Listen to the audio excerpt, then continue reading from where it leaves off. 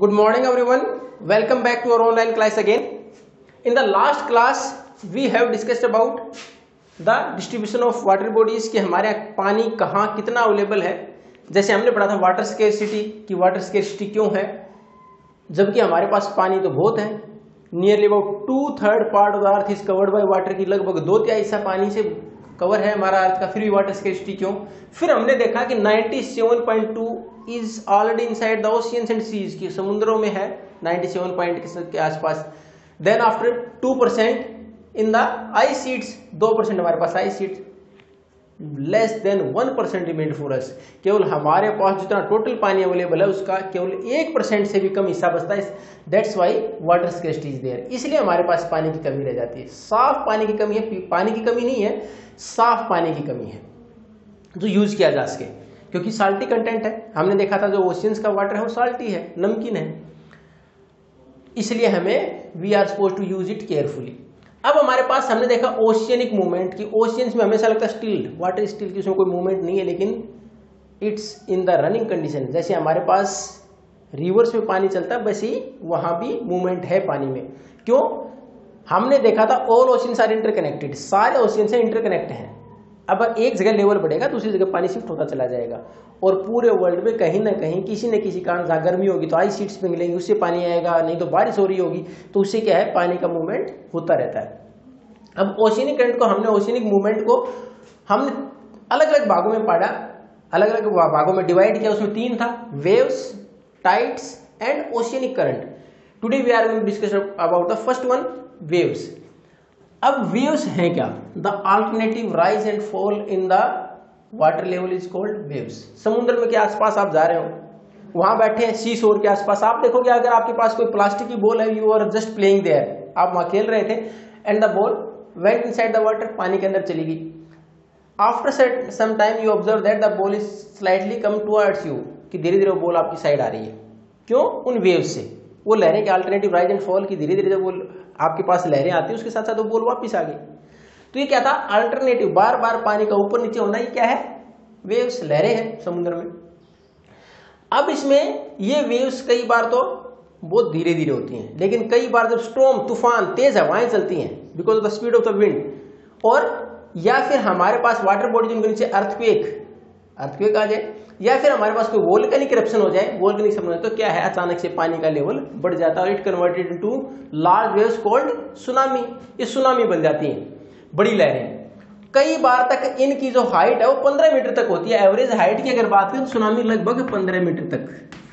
अब देखो 15 मीटर, हमारी जो आजकल मकान मात्र छत होती है हमारी लगभग 10 फीट तक, तो 1 मीटर में 3 फीट यानी 45 फीट हमारी हाइट। अगर एवरेज हाइट निकालें तो 5.5 फीट, मैक्सिमम 6 फीट उसके आसपास हाइट होती है। जब देखो हमारे पास 45 फीट तक की ऊपरी लहरें आएंगी तो कितनी बड़ी लहरें।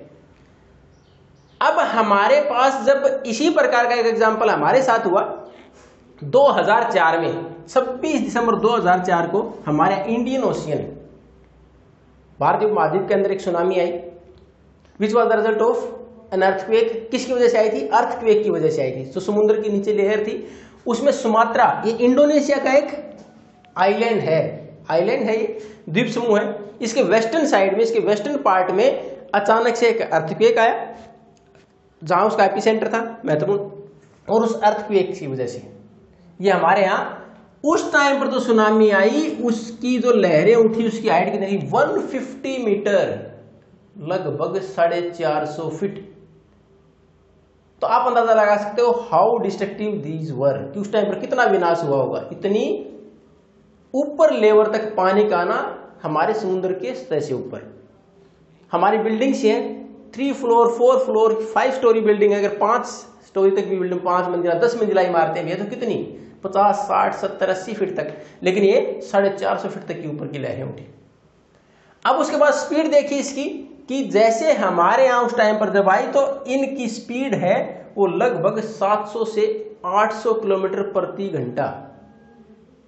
जितनी हमारे यहां एयरक्राफ्ट की स्पीड होती है, जो हवा के अंदर हमारे एयरक्राफ्ट चलते हैं उनकी स्पीड हो, तो स्पीड से आई।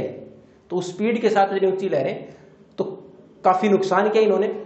अब ये अर्थक्वेक आया कैसे था कि हमने पहले टेक्टोनिक प्लेट्स पढ़ी हैं, टेक्टोनिक प्लेट्स, हमारी जो लिथोस्फीयर है, अर्थ क्रस्ट है, it is made of different plates. वो है क्या कि मैंने एक एग्जांपल देके आपको समझाया था, जैसे हमारे यहाँ छत है, अगर पुरानी छत है तो आप देखते हो उसके अंदर उस स्लैब्स लगे हुए हैं, तो उसमें हम क्या करते हैं, एक उसके बाद दूसरा लगा दिया, तीसरा लगा दिया, और उसके बाद उसके ऊपर हम सीमेंट कंक्रीट वगैरह डाल के बिल्कुल बराबर कर देते हैं। ऊपर से हमें कैसा लगता है, बिल्कुल एक लगता है वो, यानी नीचे के जो हिस्से अलग अलग वो पट्टियां दिखाई नहीं दे रही हमें, ऊपर का लेवल उसी प्रकार लिथोस्फीयर हमें ऊपर से दिखाई नहीं दे रहे, अलग अलग टुकड़े हैं, लेकिन अल्टीमेटली नीचे क्या है, वो अलग अलग टुकड़े हैं। उसी प्रकार प्लेट्स हैं, हर लैंड एरिया के अलग प्लेट है, लेकिन वो प्लेट्स मूव करती रहती है, मूवमेंट होता है उनके अंदर, लेकिन बहुत कम, कि कई सालों में 1 सेंटीमीटर मूव होता है वो, यानी मिलीमीटर में मूवमेंट होता है उनका, तो हम महसूस नहीं करते। लेकिन उस टाइम पर क्या हुआ, इंडियन प्लेट जो हमारी भारतीय भूमि है उसके नीचे की जो प्लेट थी, इट मूव अंडर और बीनीथ द बर्मा, जो बर्मा कंट्री उसकी जो नीचे की प्लेट थी उसके नीचे थोड़ी सी नीचे चली गई, जिसकी वजह से अचानक से पानी उस डीप डिप्रेशन को, जो अचानक से गहरी जगह बनी नीचे की साइड, उसकी तरफ गया, and then after with the very same speed come out, वापिस आया। तो उसमें एवरेज हाइट लगभग 700 किलोमीटर प्रति घंटा होती है, लेकिन इसकी लगभग 900 किलोमीटर, 800 से 900 किलोमीटर प्रति घंटा तक की स्पीड थी इसकी। अब इतने सारे इसमें जब हमारे पास ये सुनामी आई तो इसमें लगभग 10,000 लोग मारे गए और 1 लाख से ज्यादा लोग प्रभावित हुए।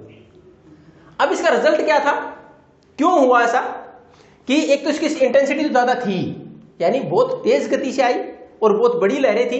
रिक्टर स्केल पर, जैसे हमारे अर्थक्वेक आता है तो रिक्टर स्केल पर मापते हैं हम कि रिक्टर स्केल पर इसकी कितनी इंटेंसिटी थी, कितना तेज था भूकंप, तो रिक्टर स्केल से क्या 1 या 2 या 3 तक का, तो यानी 1 रिक्टर स्केल पर तो हम शायद महसूस ही नहीं करेंगे, ये 3-4 तक होगा तो हमें पता तो चलेगा कि अर्थ सेकंड की, हमारी पृथ्वी थोड़ी हिली है लेकिन ज्यादा महसूस नहीं करते। व्हेन इट इज अबव 5 और 6 then it create damage and building collapse, यहां तक कि बिल्डिंगें गिर जाती हैं। और ये तो 9 था रिक्टर स्केल पर, इसकी स्पीड तो 9 थी। इतना बड़ा विनाश, इतने सारे लोग। हमारे जो इलाके प्रभावित हुए थे, आंध्र प्रदेश, तमिलनाडु, केरला, पांडिचेरी, अंडमान एंड निकोबार, ये हमारे इलाके जो वो इंडियन ओशन के साथ लगती जिनकी बाउंड्री है, ये हमारे सबसे ज्यादा प्रभावित हुए।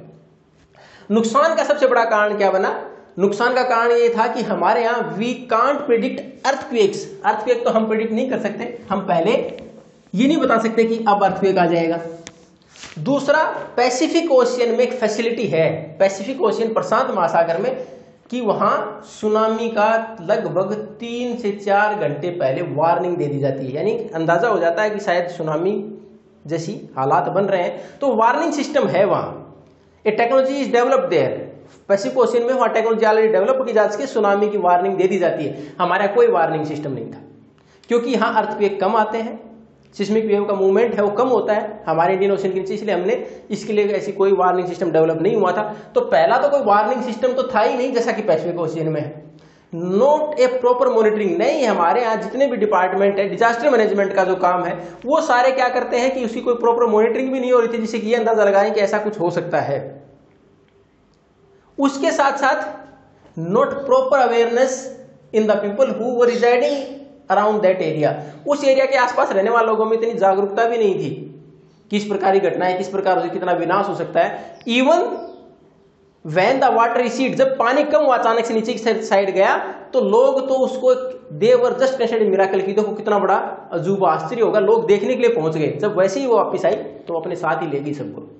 जब वो लहरें उसी स्पीड से, जब जितनी स्पीड से नीचे गई थी उसी स्पीड से 700-800 किलोमीटर प्रति घंटे की रफ्तार से वापस आई और 450 फीट तक की लहरें थी, तो उन्होंने सबको साफ कर दिया। और उस टाइम पर भी कुछ जान इसलिए बच गई कि एक ब्रिटिश लड़की थी और only the school going girl, एक स्कूल जाने वाली लड़की थी। वहां जो डिजास्टर मैनेजमेंट है उसमें इस तरह की शिक्षा दी जाती है, किस प्रकार किस कंडीशन में बचा जा सकता है, उसके हमारे पास संकेत क्या कुछ होते हैं।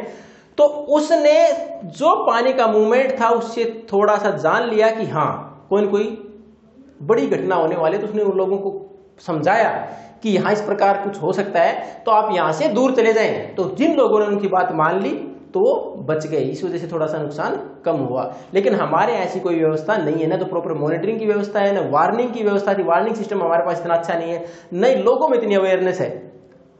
तो इस वजह से हमारा नुकसान ज्यादा हुआ, जिसमें कि हजारों लोग मारे गए और लाखों लोग वहां से जिनके घर बर्बाद हो गए, टूट गए, फसलें बर्बाद हो गई। तो ये थे हमारे पास पहला, waves, alternate rise and fall of water in the oceans की बार बार धीरे धीरे पानी का ऊपर नीचे आना, ये हमारे पास वेव्स हैं। जब स्टॉर्म वगैरह तूफान वगैरह हो, तेज हवाएं चल रही हो या अर्थक्वेक आ जाए या वोल्केनिक इरप्शन हो तो इनकी इंटेंसिटी बढ़ जाती है जब ये सुनामी का रूप ले लेती हैं। उसका हमने एक एग्जाम्पल पढ़ाई 26 दिसंबर 2004 में, 2004 में हमारे ऐसा हुआ जिसमें हजारों लोग मारे गए। The next part of the movement of oceans or the oceanic current or the different movements of the ocean we are going to continue in the next class, and the next one will be tides. ये तो था waves, अगली हम पढ़ेंगे tides. If you have any doubt then you can ask. Thank you and have a nice day.